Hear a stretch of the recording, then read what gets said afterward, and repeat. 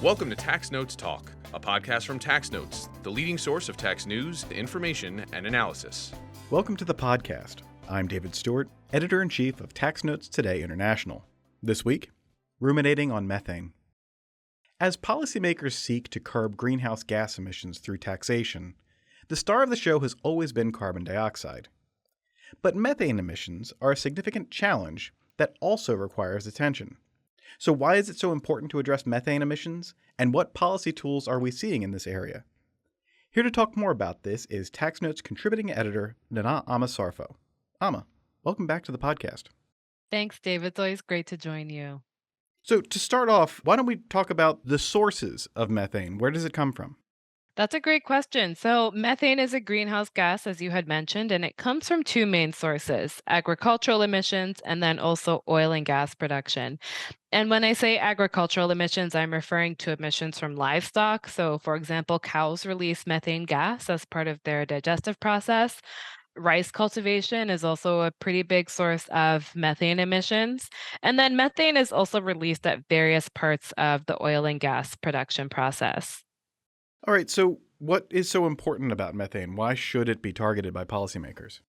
Well, the issue is that methane is way more potent than carbon dioxide. So, if you take a 20-year period of time, methane is actually 80 times more potent than carbon dioxide emissions. And that's according to the United Nations. Now, the one, I guess you could say, good thing is that methane actually doesn't linger in the atmosphere for as long as carbon dioxide does. And I think that's probably one of the reasons why policymakers tend to focus on carbon dioxide more so than methane. But for the amount of time that methane remains in the atmosphere, methane-related warming is pretty quick and furious, and it does quite a bit of damage. There are some estimates from the United Nations and from others that indicate that methane accounts for about 30% of global warming. Well, that's definitely significant. Now, what are the sort of challenges of dealing with methane versus a traditional carbon tax? Well, I think in terms of the structure or general goals for a methane tax or a carbon tax, there's really not that much difference. In both cases, there's a general policy goal of wanting to reduce emissions and then getting emitters to adopt cleaner technologies. But we do talk about carbon emissions more simply because they linger in the atmosphere a bit more than methane. So that's why we tend to see more attention placed on carbon. So what are the sort of general approaches or senses of, the idea of a methane tax? I would say that over the past few years, there seems to be a pretty broad and aligned sentiment that globally methane levels need to decrease. So at COP26, which was held in 2021, the United States and the European Union actually spearheaded a global methane pledge, and that aims to reduce global methane emissions at least 30% from their 2020 levels within a 10-year period, so by 2030.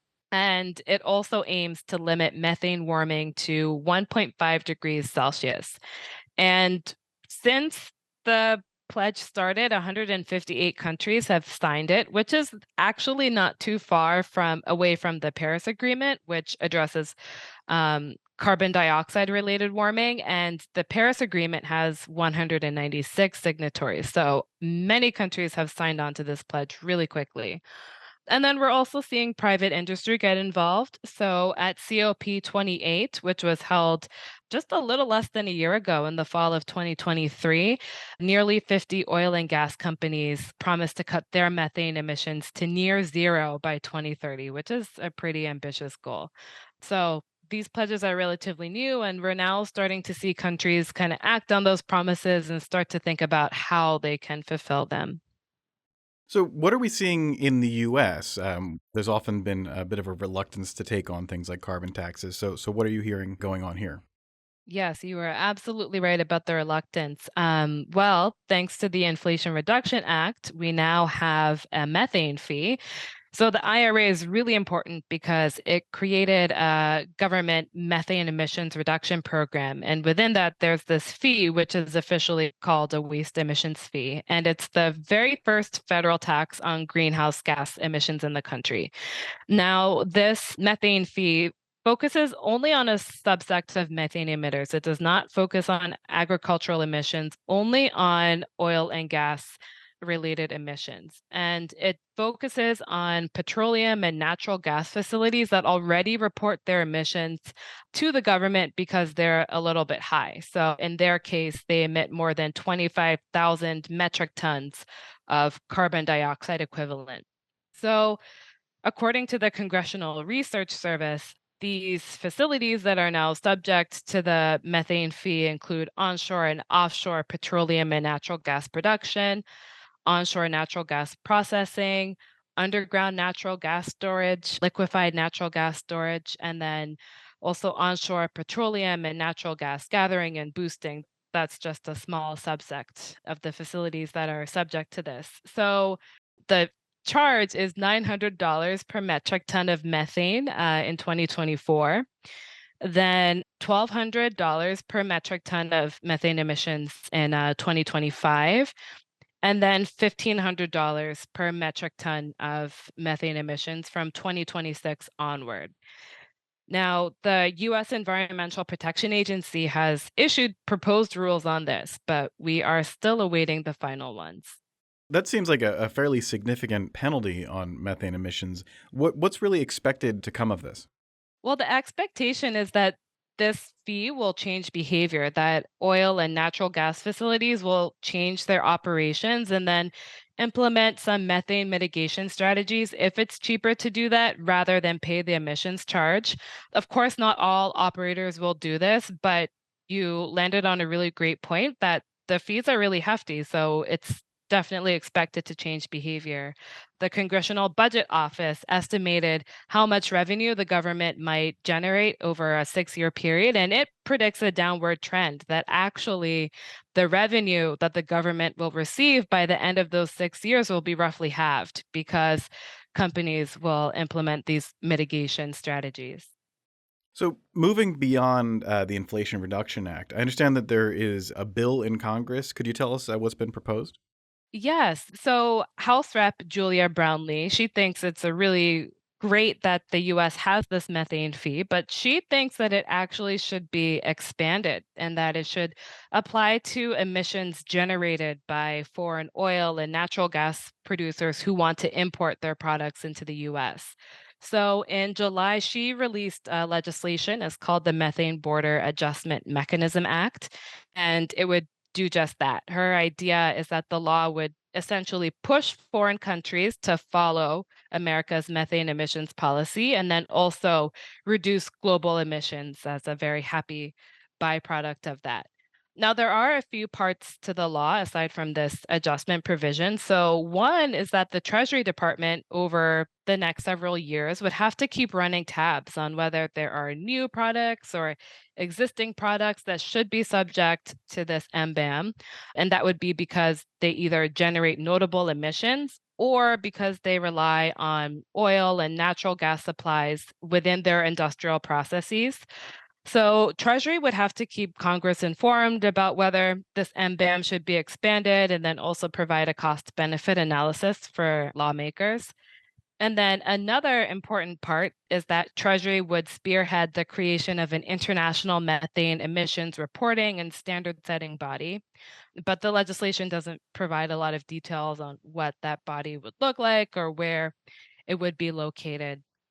And then lastly, the Treasury Department would encourage the top 10 highest oil and gas importing countries that also do not have an MBAM to create their own border adjustment mechanisms that follow America's standard. And then also it would encourage them to participate in that international emissions body. So there's a lot within that bill. Clearly, it's focused on international cooperation. And I think it's also important to note that it's actually based on a proposal that was released by 3 economists, Kimberly Clausing, Louis Garicano, and Catherine Wolfram last summer in June 2023. And they think that if America and the European Union implement a methane border adjustment policy and they coordinate it, that could lower worldwide methane emissions by between 15% to 45%. So that's a pretty big range. So, as with any policy that is looking to change behaviors, there's always going to be some sort of pushback. So, what are we hearing from opponents? Oh, yes, there's always pushback, and greenhouse gas taxation generally, I would say, has not been particularly popular amongst legislators in Washington. And that's apparent in a House resolution that passed just a few months ago. So in March, the House passed a bipartisan resolution stating that the US should not have a carbon tax. Now, so we're not talking about methane, we're just talking about carbon generally. The lawmakers were concerned that a carbon tax would raise the cost of goods manufactured in the country and could discourage private innovation in the energy sector and would shift energy research abroad. So, given that backdrop, there's also been pushback against the IRA methane fee specifically. So, in May, two senators, Senator Ted Cruz and then Senator Cindy Hyde Smith, introduced a piece of legislation. So, it's called the Natural Gas Tax Repeal Act. And that seeks to strike the methane fee entirely. So, it's been referred to a Senate committee. We'll see if it advances anywhere.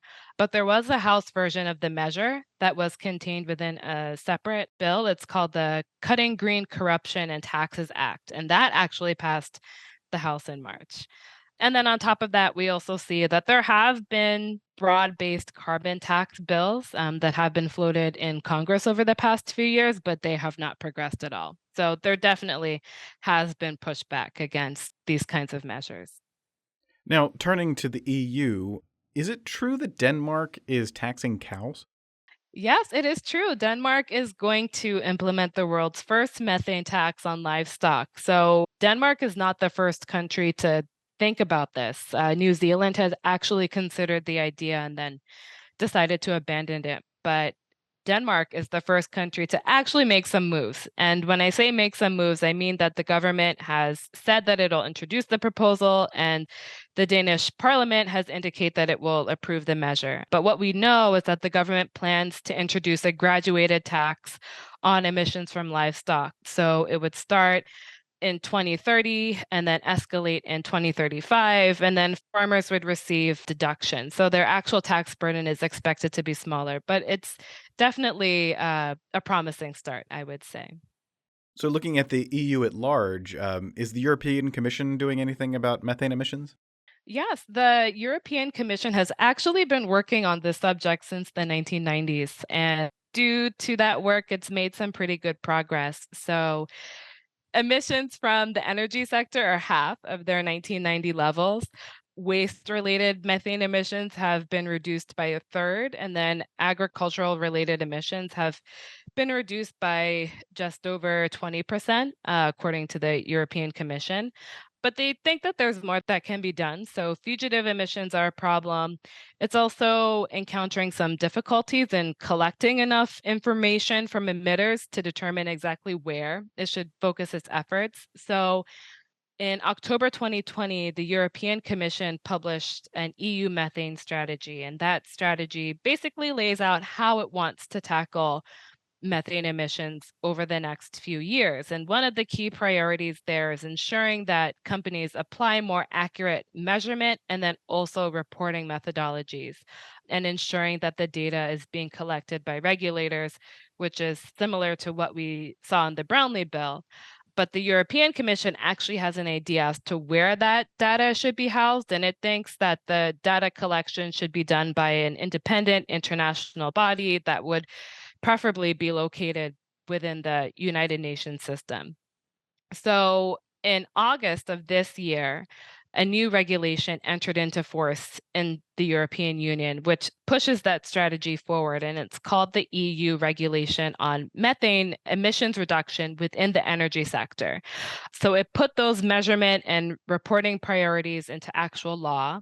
And then, as part of the regulation, the European Commission actually encouraged member states to introduce some methane fees that tackle coal related emissions. So it said that member states should be allowed to introduce these fees and charges specifically so that they can generate revenue and then use that to reroute investment into methane emissions reduction.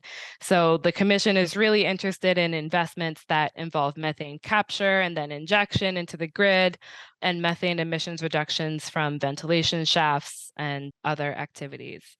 Well, it's going to be fascinating to see how all of these various policies work over the next few years. Ama, thank you so much for walking us through them. Oh, absolutely, Dave. It's been a delight. Thank you for having me. And now, coming attractions. Each week we highlight new and interesting commentary in our magazines. Joining me now is Acquisitions and Engagement Editor-in-Chief, Paige Jones. Paige, what will you have for us? Thanks, Dave. We're excited to announce that the winner of this year's Tax Notes student writing competition is Nicholas Lott. In his paper, Nick centers on the polarizing company-specific tax incentive that New York offered Amazon to entice it to construct its second headquarters in Long Island City. Through the lens of equity, efficiency, and simplicity, this article analyzes New York and Amazon's agreement, then extrapolates to a broader analysis of all company-specific tax incentives. His paper can be found in this week's edition of Tax Notes Federal, State, and International. Luis de la Cruz received an honorable mention for his submission. Congratulations to Nick and Luis.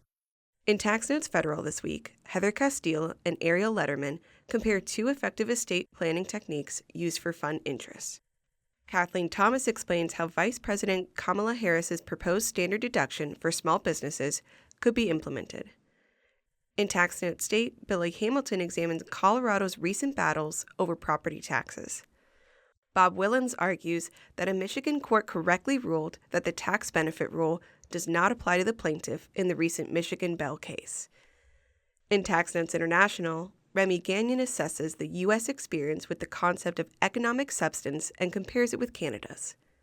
Thomas Horse explains the effect of the OECD's Pillar 2 minimum tax rules on U.S. multinationals and federal tax revenue. And finally, in featured analysis, Ryan Finley explains why the European Court of Justice was wrong to assume that its understanding of OECD transfer pricing is the only reasonable interpretation. That's it for this week. You can follow me online at TaxStew, that's S-T-E-W, and be sure to follow at TaxNotes for all things tax.